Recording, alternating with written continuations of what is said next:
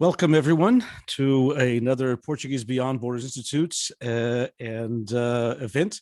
We are happy to have all of you on board for this very, very special event that we've been looking forward for the last few months.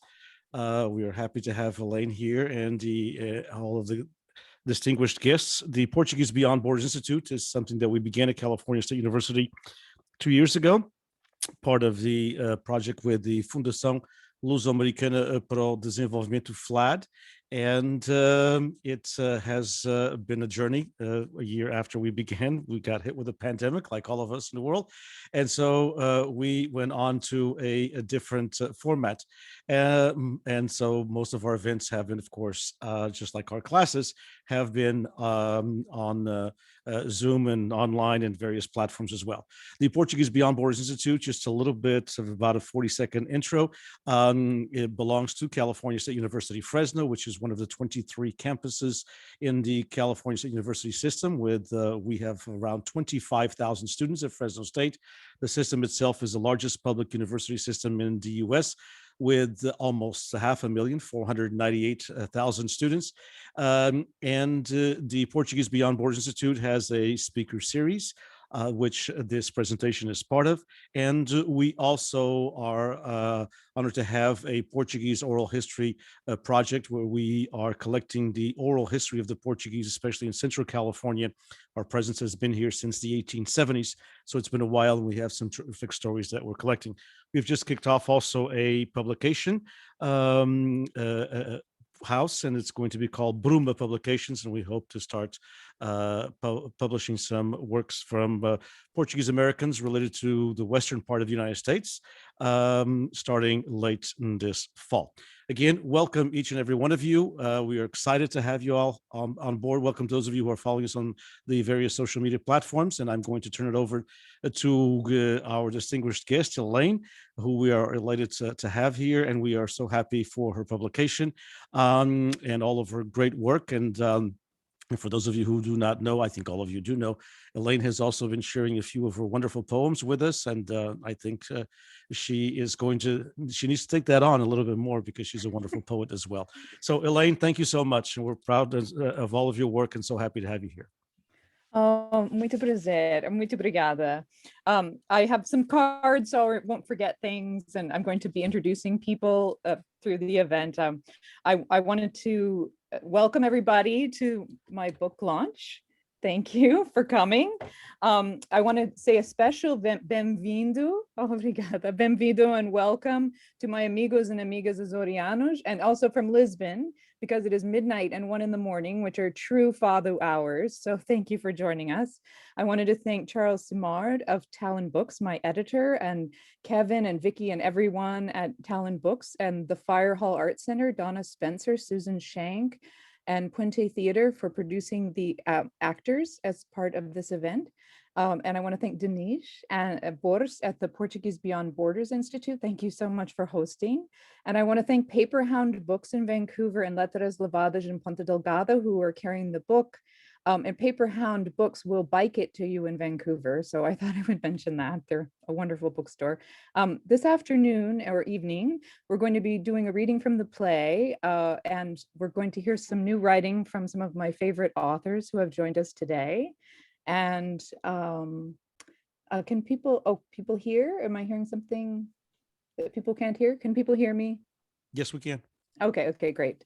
And then I'm going to ask my favorite writers some questions, and then we'll open everything up to Q&A from everyone. We just had, I asked Marta Cowling rather late in the day, but I'm very honored that Doutora Marta Cowling is here. She's the Consul Geral from Portugal in Vancouver, and she came and saw the opening night, and she is a wonderful supporter of women writers and a feminist, and I'm so honored that you're here, and she said she would give us a few remarks. Bem-vindo. I think your mic is off. There we are. Hi, good evening. Thank you so much for having me, Elaine, and for inviting me.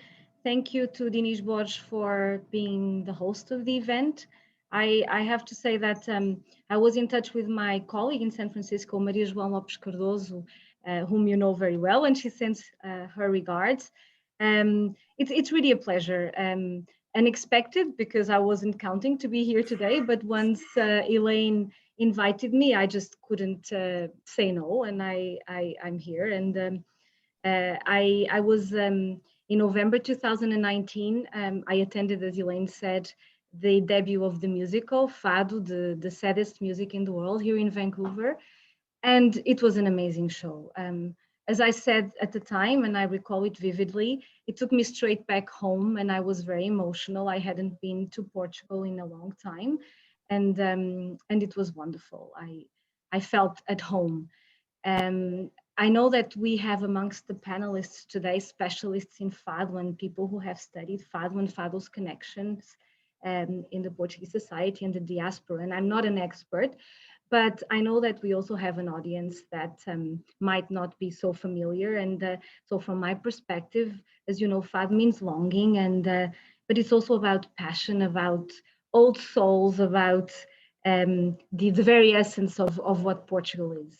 And I'm very grateful to Elaine for bringing that to Western Canada, to Vancouver, to bringing Portugal, a bit of Portugal and our old souls to us.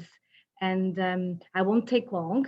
Just delighted also that you are now launching your book. I haven't read it, but I'll make sure that I'll order one from the bookshop. And I just wanted to say that we'll continue to support, to follow your work. You are a wonderful writer, playwriter. Look forward to reading a little bit of your poetry as well.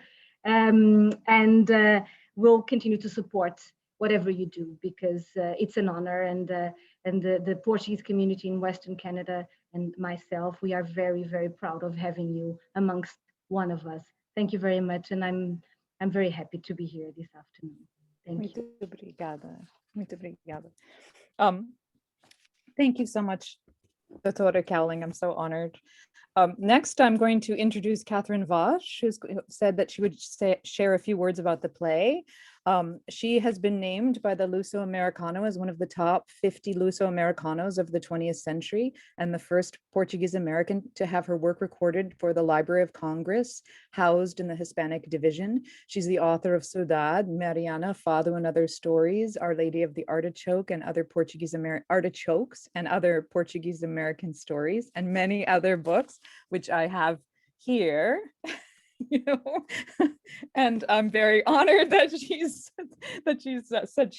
said she would say a few words about the play. Welcome, Katherine. Thank you. Oh, thank you so much, my good friend Elaine, and real big congratulations, parabéns, for the lancement of your book, and a special thank you to Denise Borges, who is tireless in his support of the Luso American community, and I'm just honored and pleased to participate in this celebration of the Fado book, as well as the play itself. And I'm particularly glad to be in this celebration that is a concentration of Lusa voices. I just want to offer a very few observations about the play before I get out of the way for the actors and a sneak preview of some excellent theater.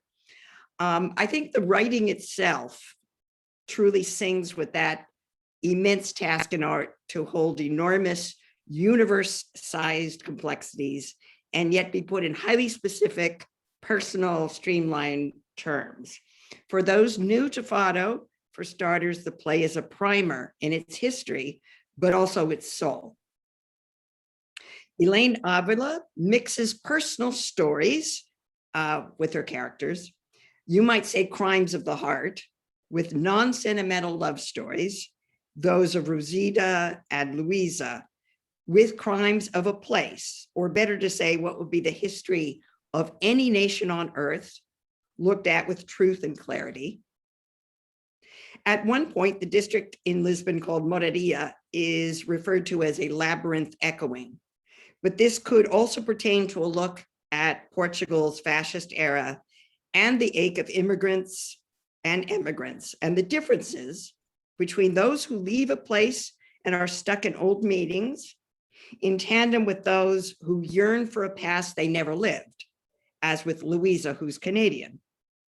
This blend of personal and also frank history gives the play its greatest revelations and spark.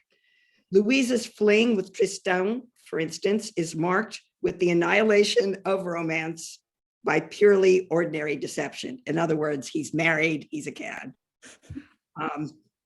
But most vibrant in the play to me is that Rui, Rosida's gay nephew, takes us to Fado and drag clubs. This is a remarkable reminder that music art must be fluid, not rigidly stuck. This fluent widening of Fado's definition is Elaine's own, and unlike anything that I've seen. How wonderful this must look on stage, Fado given fresh new life. So I think that's a particularly wonderful aspect of this play. Third and final curious note to me is Tristan describing, quote, the fear in your part of the world of being sad. He says this referring to North Americans. Now, this struck me as especially memorable. I've often thought that we North Americans really are conditioned to have to pretend that sadness can't touch us. I also laughed about the mother, Rosida, refusing to go out with unironed clothes. That was my grandmother, probably your immigrant grandma and grandfather too, no matter where you're from. There's plenty of truth telling here in enormous, but also shrewdly small personal ways. This is an homage to Fado music, but also to how historical crimes of all nations and crimes of all our hearts open us up to recognize what is beautifully impossible to possess, much the way music itself cannot be grasped in the hand. So congratulations, Bada to Elaine. And I think now I pass it along for a few words from the director, Mercedes. Obrigada, Katherine. Thank you so much. I did have a little introduction of Mercedes. For those who may not know her, she's the artistic director of Puente Theater. She's the director of the world premiere of the play. She's a multidisciplinary artist, writer, award-winning director. And this year she was chosen as a distinguished alumna of the Faculty of Fine Arts at UVic, and she gave a beautiful talk. She's won many awards for this production of Fado and also other productions and her production of my play, Lieutenant Nun. She's a treasured friend and wonderful collaborator in every possible way. And she also won the JMAC award for her production, as well as Best Musical and Audience Favorite. And she wrote a beautiful afterword to the play in the book, and she's going to share a little bit of that. So thank you for joining us, Mercedes. Thank you, Elaine, so much. Thank you so much for having me. It's truly an honor to be here, and more than anything, to be your friend and collaborator. It's been such a treasured relationship since we met, and I really hope that it's a long-lasting friendship and collaboration. So thank you for inviting me to your worlds and for allowing me to give them life on stage and for trusting me with your vision. So I hope that we collaborate again many times. I will read an excerpt from the Afterword that I wrote. Every language has a few words that its native speakers say are untranslatable. You can learn a lot about a culture by examining those words, which must express something both particular and fundamental about the culture to be singled out in this way. I find it fascinating how often these essential words describe a variety of sorrow. The Czechs have litost, with apparently a peculiarly Czech air of regret, whereas the Russians have toka, with a whiff of the gaping spiritual steppes. The Americans have the blues, oppression masquerading as mood. The Japanese, mono no aware, similar perhaps to Virgil's Lacrimae Rerum in the Aeneid, and on and on.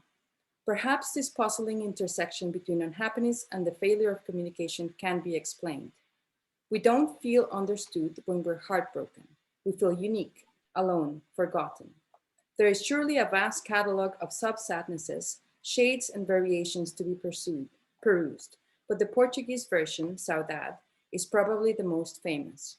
It communicates a longing for home when far away at sea, a yearning for something you may not have even heard or had, that only the Portuguese know, and therefore only the Portuguese have a special word for it. I am from Mexico, which has known its share of miseries, but they are Mexican miseries, and I can never fully inhabit the lived experience of the Portuguese. nor the particular sources of their tears. In directing the premiere production of Elaine's wonderful play, however, I had to rely on a certain article of faith, that sorrow can be translated. There is some basis for mutual understanding, I believe. The way I see it, this play is about more than what it means to be Portuguese. It is about what it means to emigrate, to leave your homeland, your language, your traditions, your family, the bones of your ancestors, the sounds and smells of your childhood, to begin a new life somewhere else, always wondering if you should never have left. These emotions are their own homeland. I am a citizen of diaspora, just like Elaine, and just like the characters in Fado. And that means, on some important level, that we do speak the same language. But, as Elaine puts it, Fado is the immigrant story in reverse. The hero of the play is returning, not arriving. The fact that Luisa is searching for home in a place she knows only as an abstraction struck me deeply. My son, like the play's protagonist, will grow up in Canada, with his mother's homeland as a defining but distant part of his identity. He won't know it the way I do, and may never know it at all. And so I admit a part of my faith in translatability could be wishful thinking. I want my son and I to understand each other, even though we are from different countries and do not even share the same mother tongue. My son will grow up in a safe country, but in a sense, like Luisa, he will wonder where he's really from, because rootlessness is the settler Canadian condition. I sometimes wonder whether I have sacrificed something that his soul will need for the sake of safety. And I believe there should be a word for that particular sorrow, known perhaps only to immigrant mothers. Thank you. Thank you, Mercedes. It's so beautiful. So I was going to introduce the actors briefly. We have Judd Palmer, who's the general manager of Puente Theater and one of the founding co-artistic directors of the Old Trout Puppetry Workshop, known for such works as the famous puppet death scenes, the erotic anguish of Don Juan, and he's also a writer and illustrator of children's books, 3 of which have been shortlisted for the Governor General's Award in Children's Literature and are fabulous books. And he's playing Antonio, the guitar player of Amalia Rodrigues. And then we have Natércia Napoleão, who is a multifaceted Brazilian theater artist and community advocate, who's been making her recent directing debut online at the Chinook series with a beautiful piece. And she has all kinds of wonderful new digital credits, Michener Park, Until the Next Breath, Pedro y Catarina, and she will be playing Luisa, who is the lead of the play, and she's a Canadian emerging singer. Oh, look, there's the toothpick. I love the toothpick. I miss the toothpick. And next up is Lucia Frangione, who is an award-winning internationally produced playwright and actor from Vancouver. She's an absolute treasure and one of my favorite plays of hers. She has many, many wonderful plays, but of course I love her play Espresso, which is about her Italian heritage, and she's basically a madrina, a godmother of this publication, because she introduced me to Talonbooks, and she's currently in production for a significant new video game playing an unlikely hero, and her one-act play will be making its world premiere with Touchstone Theater, and she's playing Rosida, which I guess is how my family says it, but it's really Rosida, Luisa's mother. So kindly, who I've already introduced, just kindly said that she would read from her brand new upcoming novel. And I'm just so excited to hear from you and hear about it. So welcome. Well, Elaine, I have to point out that it's so extraordinarily generous to ask other writers to join your platform. So I feel very honored that you would do that. I have a very brief excerpt that's a little self-contained. It's about 4 minutes long. It's from a novel that's been 15 years in the works that I just finished like 2 weeks ago. It's sort of my love in the time of cholera meets Cold Mountain, in a way, I hope, based on the true story of Madeiran immigrants who fled religious violence on the island and were adopted in Illinois, believe it or not, during the time of Lincoln. And John Alves courted Maria Freitas in the Lincoln household. This is true. but then 50 years separated them after he went off to the war in the Union Army. And this is a scene of their reunion late in life in New York City, which is a Valentine to the city where I live and to my characters, but it's in the voice of Mary. It breaks the third person and speaks in her voice. So I thought that would be nice to honor our celebration of Portuguese female voices.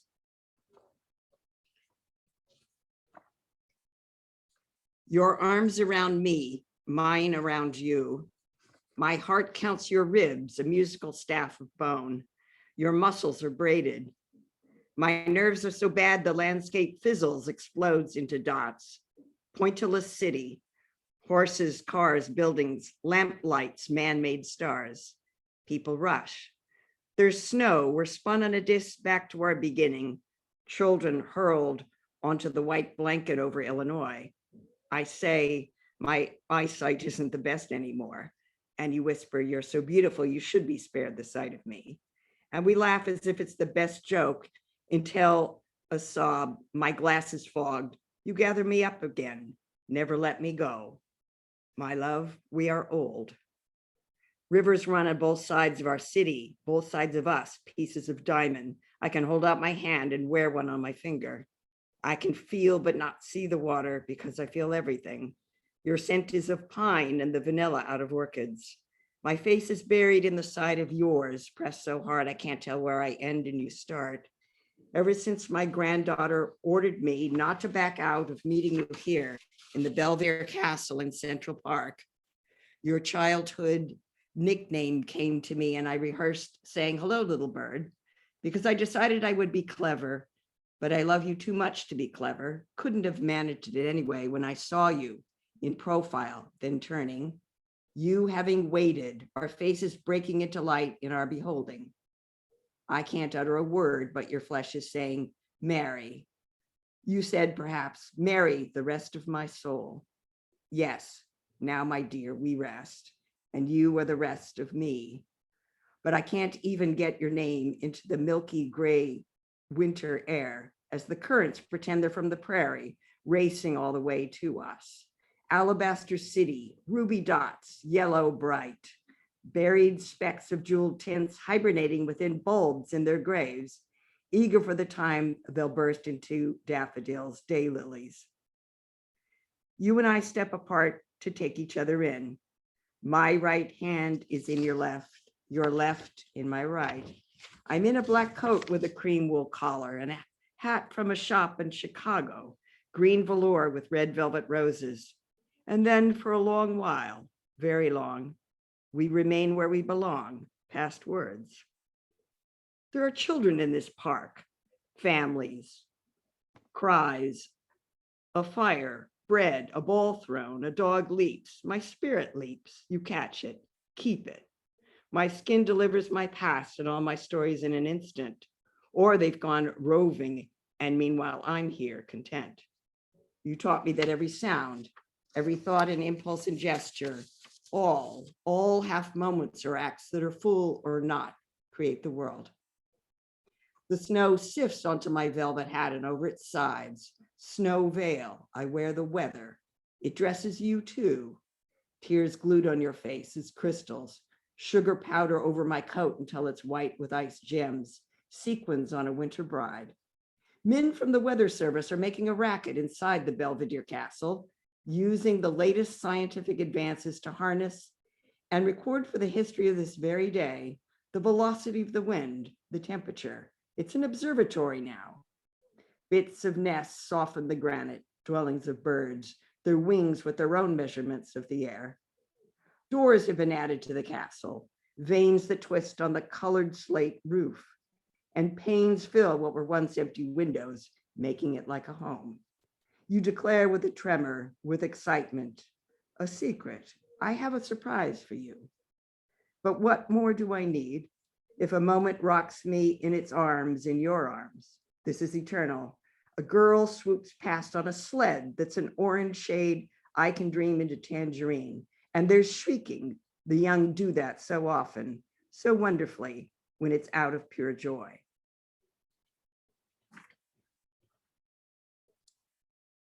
Oh, how gorgeous. I can hardly wait for the novel. It's so wonderful. Oh, beautiful. Such a love letter to New York. And you have a whole other character when you read that character. It's just beautiful. Thank you. Thank you. What an honor. Oona Patrick has agreed to join us as well, and I continue to be more and more overcome. Anyways, Oona has recently edited Springhouse Journal's Reading Raptures, Lusa Prose and Poetry, and co-edited Behind the Stars, More Stars, the Tagus Press Disquiet collection of new Luso-American writing. And she is going to present those and read from her new memoir, which was just published in The Common, which references the first Portuguese woman writer ever known, or among the first. It's in this beautiful issue. It's a gorgeous memoir. So welcome, Oona. It's so nice to see you. Thank you so much, Elaine. Thank you, Denise, again for hosting us. This is wonderful. When I wrote the foreword to Fado, I focused on the journey structure. I had watched over 100 of our Disquiet participants in the Disquiet International Literary Program in Lisbon go through versions of the same return trip in Fado. I was always amazed at the outsized effect these return trips seem to have on people's lives, which Elaine captures so beautifully in this play. As Luisa says at one point, "I'm not here to do the typical tourist stuff. I'm here to sing Fado." Our trips were like that. In the essay I'm going to read from, I explore how I'd always had this sense of waiting in Portugal. A lot of the longing embedded in Fado, and of course in The Letters of a Portuguese Nun, had to do with those left behind. The contrast to the experiences I was witnessing at Disquiet made me appreciate how really new these journeys were in the big scope of history for a lot of people, how liberating these trips were to get to be the one on the journey for a change. The questions I got from so many brilliant people that we had in our program over 9 years led me to turn my own journey into a quest to track down certain topics. A lot of it was looking for a literary lineage for our participants to connect to better, one that isn't the obvious tradition. So this meant mostly women writers, people of color, non-elite writers. There's of course Sophia's legacy all over Lisbon, but what about more? Where were the other women especially? This work led to these editing projects that Elaine mentioned, including the book Behind the Stars, More Stars, this one, and the special issue of Springhouse Journal. And these were instigated by my collaborators, Chris Larkosh and Libby Hodges, respectively. I wanted to help readers find their people, so to speak.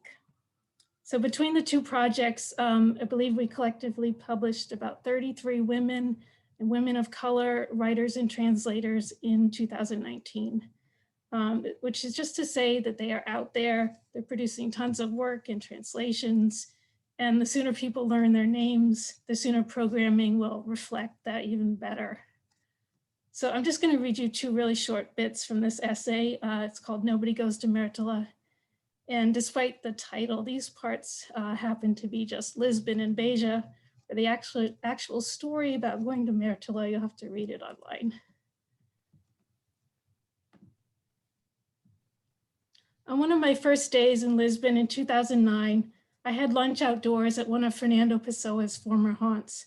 A waiter insisted on reading Pessoa's poems to me off the backs of the cafe's postcards. I knew that reading Pessoa and his 70+ heteronyms wasn't good for my mental state right now. His solitude, the bleakness of his outlook, and the feeling that his inner life overtook him and was all he ever really had, often left me in despair. But the waiter couldn't stop. He tossed me half a dozen of the postcards for free, then gestured for me to come inside so he could show me Pessoa's favorite table. They kept it set for him, demi-tasse and spoon, just so, though by all accounts he died in 1935.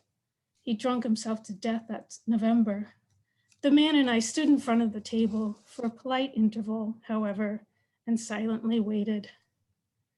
The association between the Portuguese capital and waiting is embedded in the mythic origins of its name. Lisbon was called Olisipo during the Roman Empire. It's thought that this word might have derived from the name Ulysses. As Teolinda Gersau writes in City of Ulysses, this gave Lisbon a singular status, a real city founded by a fictional character. The story has established itself in Lisbon's imagination like a second skin.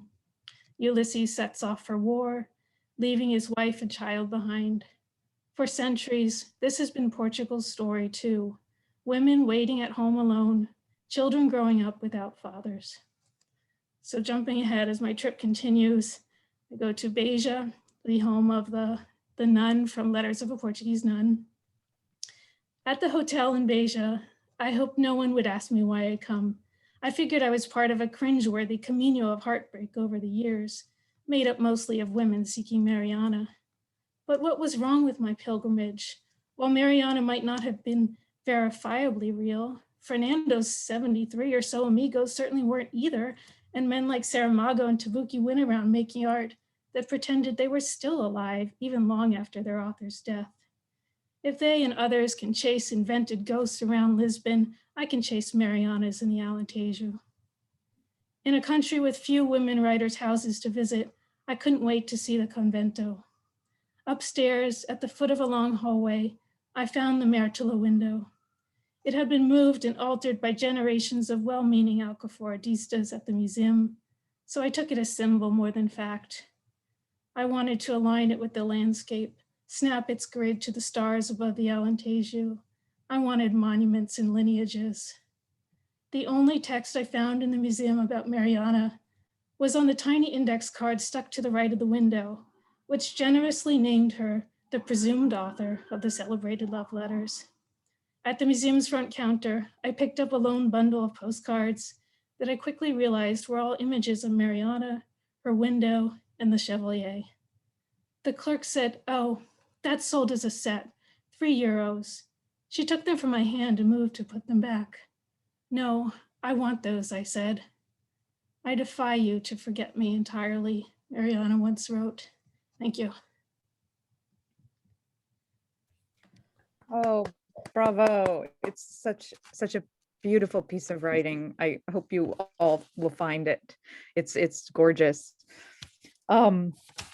Basically, I've been so honored to have these Lusa writers about Lusa experience here with me, because I feel that Fado would not exist without these women. So thank you so much for being here.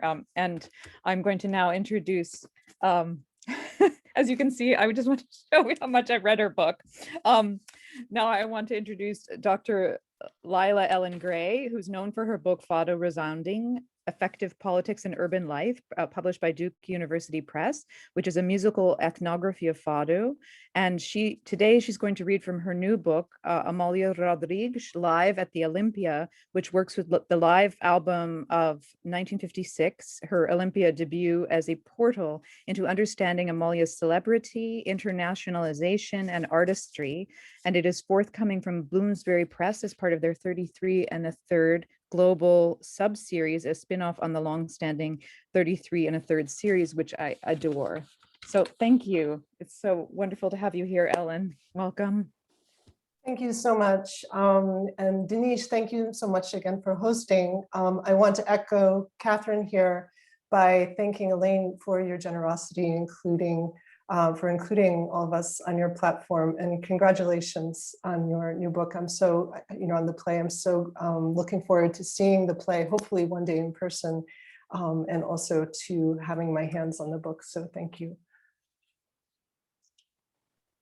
A dress of black silk damask with flowers, a narrow deep V at the throat, 3/4 length sleeves, a dropped waist, darts on both sides. The dress is on a wooden hanger numbered 86863 in the National Museum of Theatre and Dance, the Museu Nacional de Teatro e da Dança, in a restored 18th century palace in Lisbon. Amalia Rodrigues, the Queen of Fado, Portugal's most celebrated diva, she wore this dress for her debut on the stage of the Olympia Music Hall in Paris in April of 1956. Manuel Gomes Santos hands me white gloves. Spreading the dress across a table in the museum in the summer of 2018, the V-neck and the dropped waist, she says, helped to lend the illusion of length and to stature to Amalia's physical presence on the stage. It helped her to gain a different physical dimension, outra dimensão física. The V-neck also opened up the thorax. Then she turns the dress over to show me how the back is cut to allow for extra freedom and extension in the arms. And I think of the wrenching, full-throated, expressive force of the voice of Amália Rodrigues, its expansive register and dynamic range, and the breath behind the power of her sound and her characteristic wide-open arm gesture at the end of some of her later filmed live performances that I have seen imitated in Lisbon in drag. She slides the zipper in the back down and it still works. She turns the fabric inside out and she reveals a magnet at the bottom of the V, explaining that the weight kept Amália's cleavage from showing. In line with mid-1950s Portuguese mores around femininity, she says, it enforced modesty. She uses the Portuguese word modesta. She points to a mark on the dress where the rib cage of Amália Rodrigues pushed up against the fabric as her lungs filled with breath that became voice. There is a pulling at the seams, and she notes, she filled up the space there. So there is a materiality of the memory of the body. Traces of embodied performance reside in the folds and the creases of the fabric of this black silk. Traces of her breath, traces of movement, of voice. The creases of Amália's Olympia dress are a reminder that her recorded voice emanates from a living, breathing body, the very material, living, breathing, sweating, performing body, partially obscured by the sounds of her voice, extracted and pressed into grooves on vinyl and amplified. So the currency of the LP record gaining added value through association with the cosmopolitan, prestigious, pleasure-filled, and strategically curated platform that was the Olympia Music Hall in its post-World War II revival. In this recording, she becomes all voice, overwhelming voice and sound. Her voice, sometimes briefly speaking, then singing, the sounds of her instrumentalists, one on the Portuguese guitar with 12 steel strings strung in 6 double courses, and one on the Spanish 6-string acoustic guitar, the viola. The edited applause, the occasional shout out from an audience member, these all stand in as indices for the whole of multiple live performances over 6 weeks in Paris in that spring in 1956. Thanks. Beautiful. Thank you. It's another book I can't wait for. I'm going to ask 3 questions of the Lusa writers, and then Denise is going to take over for me and run a Q&A that's more wide-ranging. Thank you so much. It's always intimidating to be emceeing with Denise because he's one of my favorite MCs in the world. So, so my first question is for Ellen and Katherine. It's about Amália Rodrigues and Fado. Ellen has deeply explored the connection a variety of Portuguese citizens feel to Amália and Fado in her books, and Katherine has written fiction incorporating Fado and has even interviewed Amália for the New York Times. So I wanted to hear from you both about why connecting to Fado and Amália is important today and for you personally. I guess I'll go first. I think that there are people who have a status of like an icon or a diva or something, and they seem to fade with time. But when you listen to Amália's voice, it simply just rises above and becomes Fado itself. I still think that that's true. And so that's why people say she isn't just a fadista, she is the Fado. I was very lucky to have written a piece in 1994 that the New York Times sent me to write about Fado. And I'm not really a night owl, so it was really an experiment in another kind living. I like to think it's revenge because the nuns in my grammar school told me to keep my mouth shut and not sing because they said I was hurting God's ears when I sang.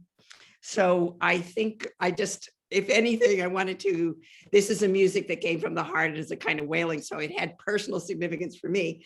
I wrote a blog about Fado recently in which I talk about meeting Amalia in her house that's now a museum, which I have not been into. And I thought Ellen's piece about the dress was just mind-blowingly good. But I'll mention the thing that I wrote in the blog. What stayed with me that will never leave me is how she made an entrance into the room where I was waiting for her. It was even her own salon, but I mean, she's not tall, she's about my size, but she straightened her spine. She actually threw her head back and her shoulders back and walked in. And I thought, that's not a bad way to enter any room. Any room on under any circumstances. I grew up as a child listening to her records at dinner time that my father would play. So when I wrote a collection of stories, to me, what connected was this kind of musical thread of this cry of the heart sensation. So that's what she means to me. And, Elaine, I think what your play really enlightens is that Fado is not just this stuck form. Amalia is the queen, but that it can take and be shared by all sorts of forms, that people will perform her in drag, and that the Fado clubs are just bursting with creativity now is just very exciting. So I feel it's sort of in tandem with your third question about where writing is going to in our community, but I'll leave it at that. Elaine, could you prompt me a little bit with a reminder of the full question? Oh, sure, of course. I was just referring to how you have in your work, you explored the connections so many people in Portugal have to Fado and Amalia. And of course, it's so generously allowed us to include the section on Fado and drag performers in Lisbon in the published version of the play, along with Oona's beautiful forward. It's gorgeous. But my question was, why is it important to connect to Amalia today? What does she mean to you personally? I know you're like, I know from talking to you on Tuesday, you're kind of surrounded by her. So yeah, this whole room is all Amalia right now. Everything is all Amalia right now. But I guess, so two things. And I wrote a little bit about this in Fado Resounding. There wasn't enough space to write it all, but these interviews I did, and this was already 20 years ago, with listeners, so people who call themselves Amalianos, so fans of Amalia in Lisbon, they were from all different ages, ranging from these older women in their 80s who all lived together in this apartment in Lisbon, and who had a boombox, a stereo boombox with little cutouts of postcards of Amalia on it. They had Amalia all over their apartment, and they had like a whole room that was an altar to Amalia that had Amalia photographs all over the entire room with like little candles. And I don't have my Amalia doll they gave me, but I should have brought it into the room. But there was,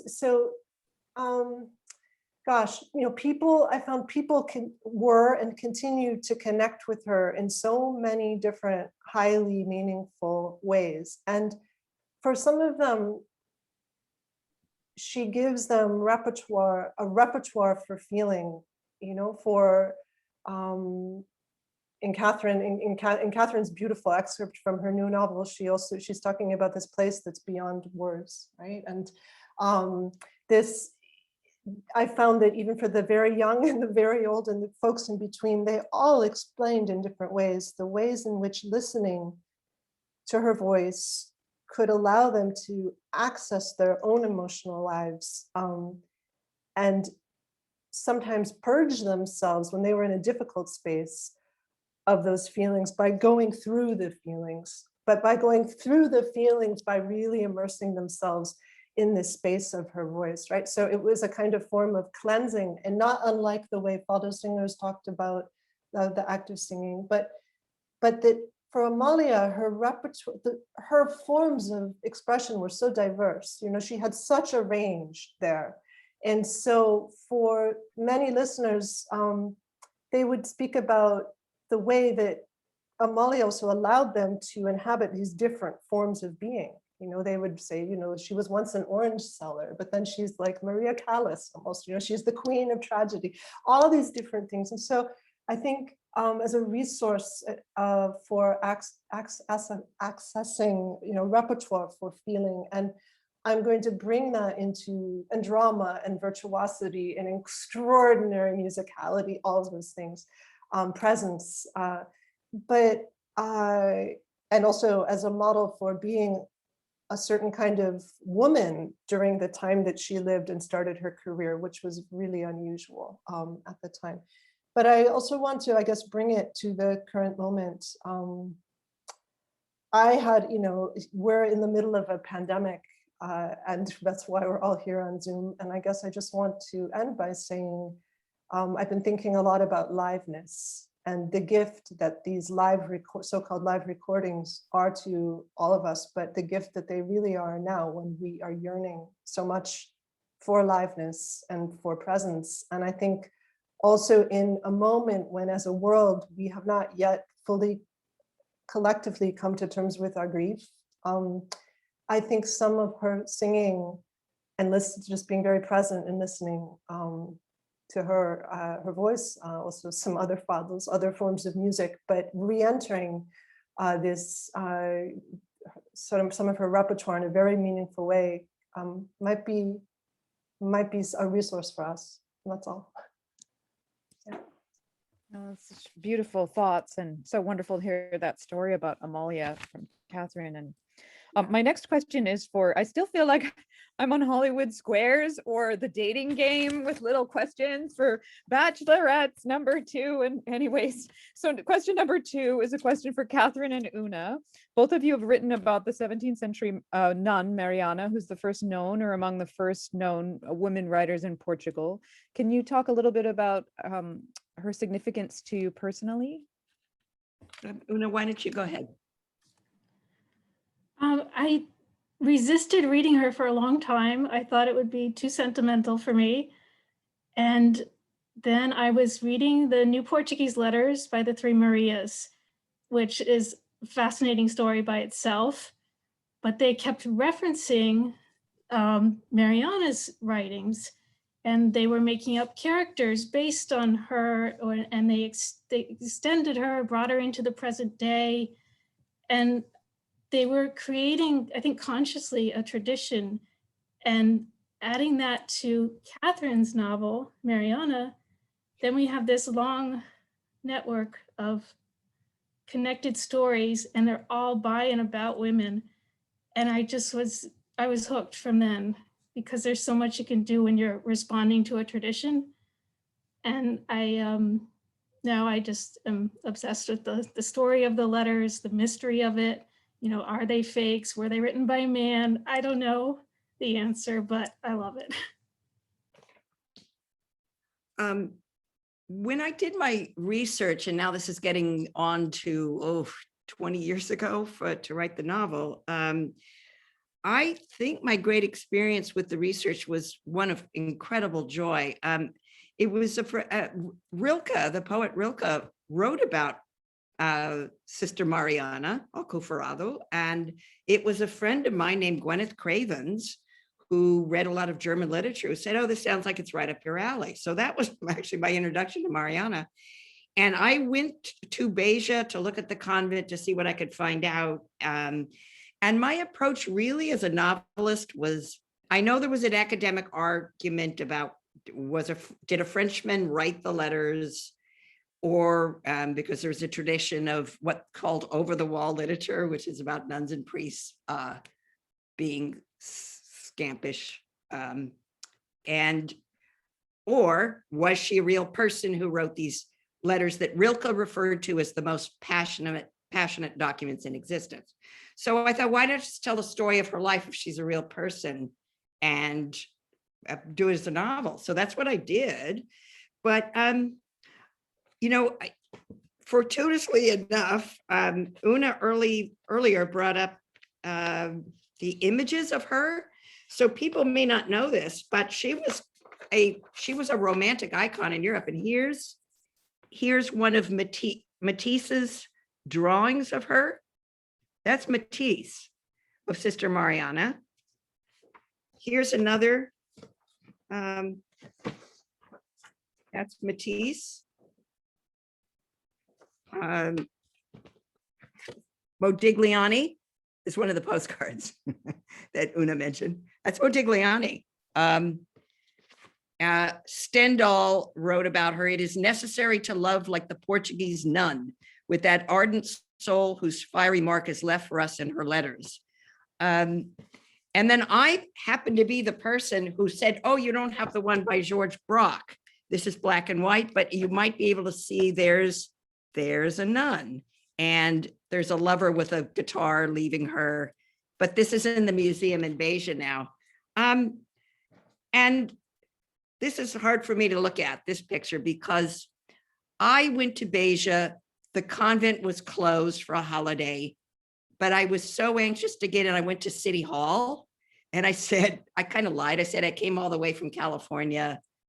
Could I please get in? And they called a fellow named Lionel Bojella, who was one of the great Marianistas of Beja. And he was a curator at the museum. And he said, I'll meet you there. Anyone who loves Mariana, I'll open the doors. And his family took me in. And he had one of the great libraries. And I read all the books. And here we are running through the convent. I'm much younger. That actually is me. With Lionel, who it broke my heart when he died of a heart attack just 2 years ago. But I think I'll just say one thing about this nun, or I'll say two things. One is that I think people don't entirely realize that at the time, aristocrats would take, if they had too many daughters, they didn't want to divide their estates among too many sons-in-law, so they would give some of the girls back to God. But the truth is that these little cities of women were like studio apartments for these nuns who had servants coming and going. They wrote letters, they wore jewelry, they had affairs, that was not such a weird thing. And in some ways they were so restricted, but they had maybe in some ways more freedom than their married sisters who had the 7 children and the husband and the house. So I wanted to explore what kind of passion gets diverted from sexual desire and passion into it being taken away, and what do you do with the rest of your life? And just a last thing as a companion comment to what Oona said about Maria Teresa Orta, who's one of the famous 3 Marias who wrote who used Mariana as a model when they wrote their new Portuguese letters. When my novel came out in Portugal about Mariana, that's how I met her. My publisher very shrewdly brought her in to write an article about the American cousin who'd come there to write about Sister Mariana. And she wrote such a wonderful, glowing, women helping other women writers review, that it set the tone for the rest of the reviews that I got. So I've never forgotten that. And that's a nice way to end my talking about Mariana, because I could go on and on by saying what I remember best was how joyful it was with that Bojella family and with Maria Teresa Orta being just opening the door for me.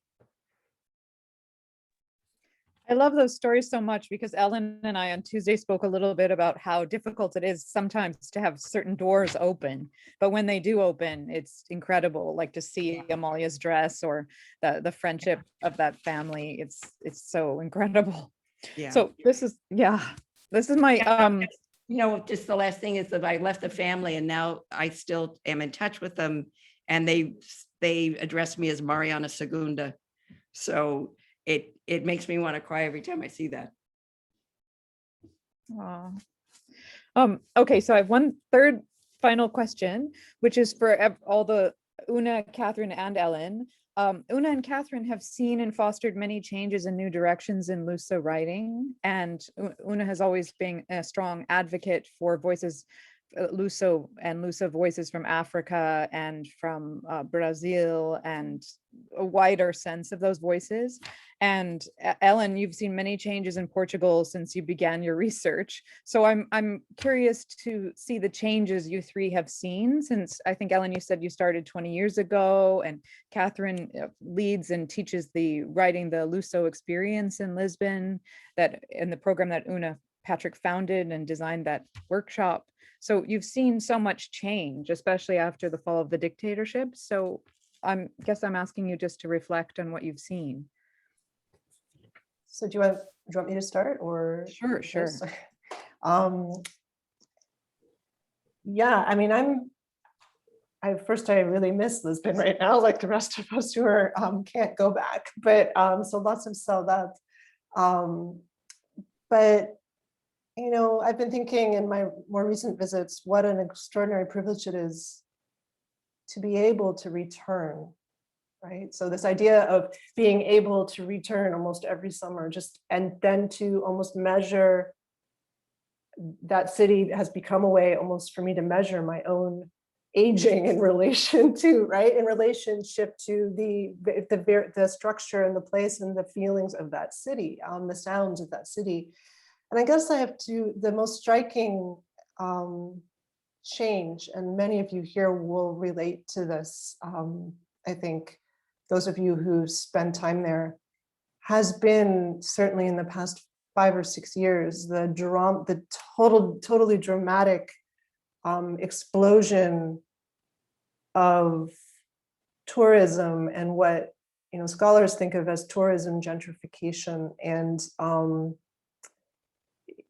you know, we have a situation that was pre-pandemic where so many Portuguese in Lisbon were forced really out of their homes, and they were being threatened in places like Alfama, which is the Fado neighborhood, places like Moreira.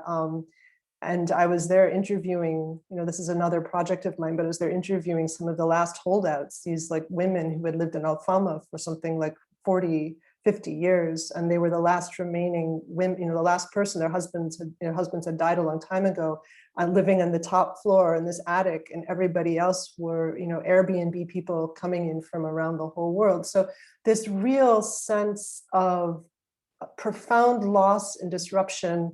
The streets where in Alfama that for, you know, at least I started this stuff in 1999, I had always heard, where I first heard Fado, and I could hear Fado outside, and I could actually still, at that point, there were still some street, you know, street criers who would be selling things on the street, and which their voices, sometimes they find their way into stylized forms of Fado singing. You know, they were still there, and certainly there was lots of almost exclusively Portuguese on the streets. I have to say, 2 years ago, the last time I was there, I could walk at nighttime a 10-minute stretch in Alfama without hearing one word of Portuguese at all. And there were many apartments that were, you know, they were owned by Chinese and French and Americans or whoever, who were trying to earn a lot of money from them. But this is something that's not just in one neighborhood. It was all over Lisbon, and it was a crisis, and it reached an absolute horrific level for those who were living there. And so that's been a change of such astonishing proportions, even in comparison to places like Venice. I mean, it's really shocking how fast it happened. And it will, I guess that's what I want to foreground, because that certainly has an effect on the arts and live arts. And if musicians can't live in, you know, if these songs, so many fados are about these places, they're about the intimacy of a corner, street corner, or a church, or, you know, what does it mean if you can no longer inhabit those places? How does saudade change? And so I think for all of us, it's going to be super interesting to look at what happens after after the pandemic has started to subside. And I know that they're working very hard in Lisbon now to change things and look at this as an opportunity to reinvent themselves. And so that's all. Yeah, so thank you for that question. I will just very quickly say that I want to leave the last word for Oona, because I think she's a person who's done so much to expand the Lusophone world. And just in running the workshops, it's gone from people writing about coming from the Azores or Portugal or having fathers or grandparents who did, to being much more global, the way the world is cracking open. I had a student from Jamaica who was half Portuguese. There were ones from Africa, England, Canada, United States. So I see it expanding as the family of cousins more on the writing front. But I think Oona can have the last word here about that, because she's done really as much as anyone I know to expand that world and make it more open. Oh, thank you, Catherine. So I helped start Disquiet with Jeff Parker and Scott Laughlin back in 2011. And I remember in our first year, the Portuguese guests who spoke to our mostly North American group, that we had maybe about a dozen white male authors and only 1 or 2 women, if I remember right. And that just couldn't stand for very long. So a few years into it, we were running about half and half women and men, and we were starting to bring in non-white authors as much as possible. And later on, we sort of tried to pick up on what was happening in Lisbon. There are Black poets groups gathering, and there are other networks of non-white writers, and we need very much to have them in our program. One I would say to watch out for is Jamilia Pereira de Almeida, who wrote That Hair. That's an English translation, and that is available from Tin House Books in the US now. Actually, thanks to a couple of connections made at Disquiet and elsewhere. So that's a big change that has happened, but not enough.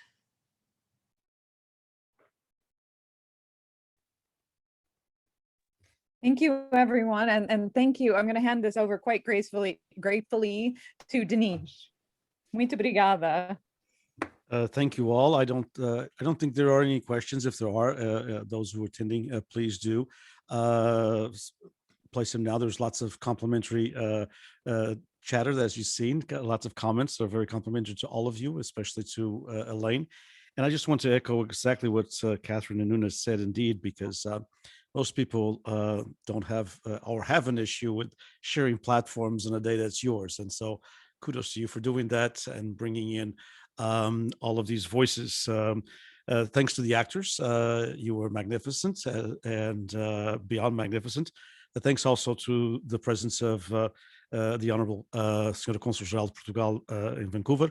Wanted to, of course, thank Dr. Gray and Oona, who Dr. Gray's presentation was great, and I'm going to read the book. I'm going to get all of them as soon as I can. And Oona was just amazing, as she always has been. And Catherine, of course, as I've said in the outset, one of my favorite writers in the universe. And of course, Elaine, congratulations to you. Congratulations on this wonderful publication. There's been lots of questions from folks in California. When is the play coming to California? That's something that we need to work on. Indeed, because it would be great to have within the community and outside of the community as well. When Oona just said something as there's more comments coming, and it's all, of course, very complimentary. And thanks to all of you for writing those comments. Thanks for being part of the program for this last hour and 50 minutes or so.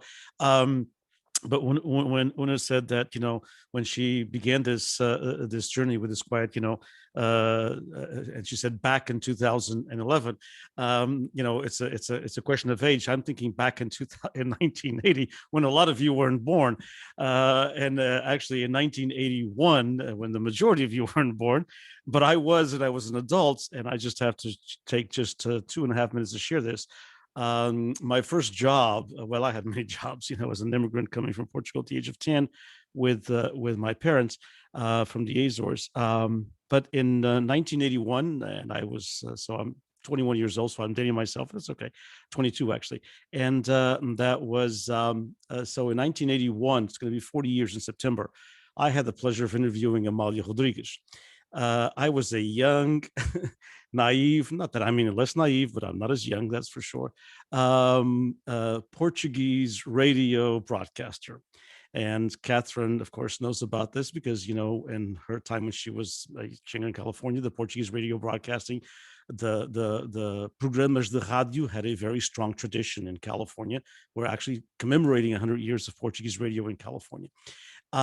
Started just as a side bit by a gentleman by the name of José Vitorino on the 10th of June of 1920, before radio was actually radio. It was one of these pirate type of programs, as we call them nowadays. And he didn't know how to read or write. Okay, that was the first, and that was Portuguese radio before it began in the Azores, and before it was actually officialized in mainland Portugal as well. But anyway, so I was a young Portuguese broadcaster. I was 22 years old, and Amália Rodrigues performed in Southern California. She came here to do a tour of the Portuguese communities, and she performed in Artesia, which some of you might know what that community is. It's right in the LA metro area. And in a Portuguese hall, you know, with about 650 people, more or less. And I had not one of these. I had these things didn't exist, but I had a recorder, a cassette recorder. The unfortunate situation is I don't have the recording any longer. The radio station I worked at, you know, dumped the recordings, and we don't have that. But I had a cassette recorder, and I'm 22, and I want to interview Amália, and we just had a dinner. It was a dinner, you know, and then her show. And, you know, so I just walk on in. I mean, I think, you know, I'm just going to walk on in and just go to backstage. And her, you know, there's somebody there doing security, whatever. And, you know, what the hell are you doing here? And so I have my cassette recorder, and she sees me, and she looks at me, you know, and with this very strange but powerful pose, as Katherine said. I mean, she's not very tall, but, you know, I felt like she was 7.5 feet tall. And she looks at me and she says in Portuguese, "What are you doing here, kid?" You know, and I said, "I want to interview you." And she goes, "What?" And I said, "I'd like to interview you. I am a Portuguese radio broadcaster here in California, and I want to interview you." And I said this all, of course, in Portuguese. And she turned to me and she said, "Are you from Terceira Island?" That pronunciation seems like you're from Terceira Island. And I said, "Yes, ma'am." And she said, "I loved Vitorino Nemésio, so I'm going to give you an interview just because of Vitorino Nemésio. I've never felt so honored to be from Terceira Island in my life. I'm very honored to be from there." But she said, this smelled like Vitorino Nemésio was here. And so I'm going to give you the interview. And it was like a 20-minute interview. She was very, very, very generous with her time on a little recorder. And my one of the tragedies of it is I don't have it any longer, but I got to meet her, and she was very, very nice. After, you know, she looked at me very strange and thought, you know, why am I even going to talk to this kid? So a little bit, I don't think there are any other questions here. So that was my interview. Katherine wasn't as gracious as yours, you know, for the New York Times. I mean, well, I'm doing this for a Portuguese radio, you know. Maybe she smelled that I was related to someone from Terceira also. She probably, it was my pronunciation, my very typical Terceira style pronunciation. And she picked up on it, which was amazing after I said 2 phrases. You know, she said, "Are you from Terceira Island?" You know, wow. Of course, she knew everybody was from the Azores, you know, they're in the Artesia area, but, you know, there's different islands. And when I said yes, she said, "Well, I like Vitorino Nemésio, so I'm going to give you an interview." Good. So anyway, I think we don't have any other questions. May just make sure. So just a lot of nice compliments and thanks to all of you. So thanks to all of you again. Congratulations, Elaine, and on the publication. Thanks to all of you for participating.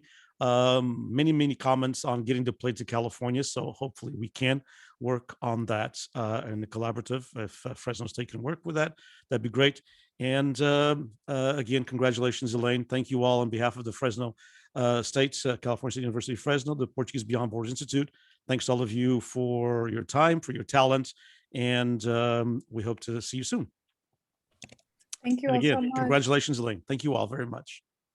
And please get the book. Yes, indeed. Thank you. Thank you. Good Thank night, you. everyone. Good night. Congratulations, Elaine. Boa night. noite. Boa noite a todos. Obrigada. Muito boa noite. Boa noite. Muito boa noite. Boa noite.